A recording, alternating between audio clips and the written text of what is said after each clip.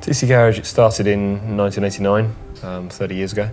Initially, it was just a one-man band in a tin shed. One person doing everything, fixing the cars, doing the phone work, doing the parts, the stock order, stock control, invoicing, everything really. Initially, in those early days, it was predominantly Beetles and split-screen fans and everything air-cooled from that point of view. So as time went on, we moved away from the air-cooled side of things and more into what we see today, really.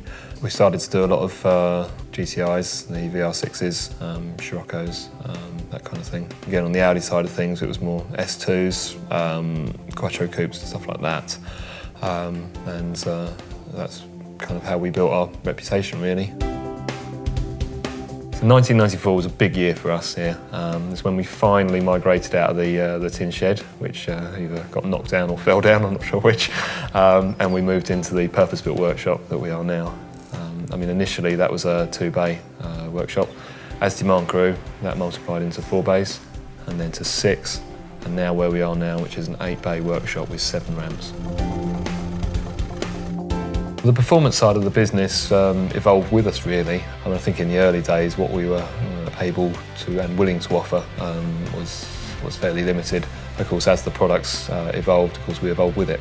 And in 2007 we became the official Revo dealer for Revo hardware and software products. In addition to that, we started offering more of the big brake kits, suspension upgrade kits, performance engine and gearbox parts with really, really good results. We look after a wide range of customer needs here. Some of them are track cars, some of them are just fast road use, some of them are just your sort of Sunday best cars. But yeah, as overall, we're looking for is to be able to offer exactly what that client wants for that car at that time. With running such a big setup, we had to incorporate a parts department into what we were doing. Parts department essentially houses all the genuine parts that we require to service and repair these vehicles. And then we started a grey crate system to streamline the operation, really. Essentially what will happen is the parts will be distributed from the parts department into the grey crates, and those grey crates are assigned to each individual job that is in at that time or in that week, and obviously for the tech to actually repair that car and essentially streamline the operation, speed things up. Somewhere along the way we added a purpose-built reception area to what we do here for customers to have face-to-face contact with our staff.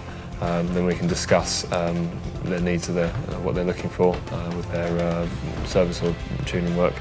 And it's also an area where we do a lot of the phone work and the pricing and schematics and stuff like that.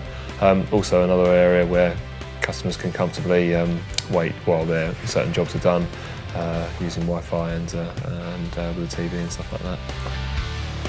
We decided to refresh our image. We started by revamping the logo, modernising the fleet of customer loan cars. The old loan cars were getting a little bit tired, shall I say.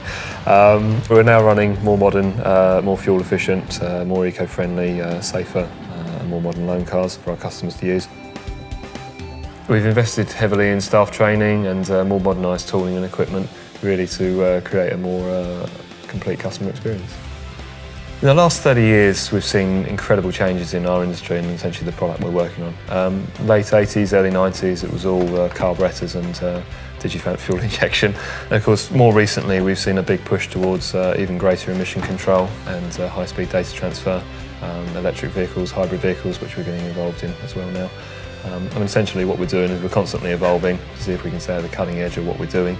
And we want to be around for the next 30 years, whatever that may bring.